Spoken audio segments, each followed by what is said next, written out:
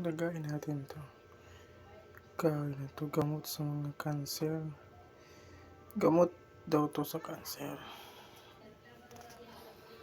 Ito na yung kahoy na gamot sa cancer. Lalagayin natin ngayon to. Inumin natin ulit. Gamot to lahat sa mga sakit. Anong sakit? Dala nito.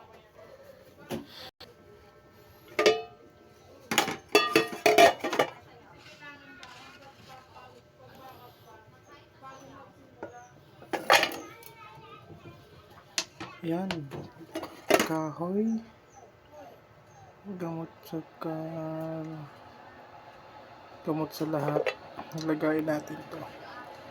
May nahingi akong kahoy na gamot sa anuman mga sakit. Ayan. Gamot din yan sa cancer. Ayan na siya. Lagyan natin ng mainit na tubig. Pakuluin pa natin ulit. Pag kumulo, yan. Ito na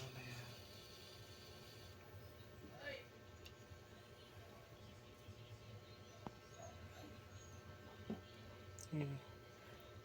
Yan yung kahoy na gamot sa lahat ng mga sakit.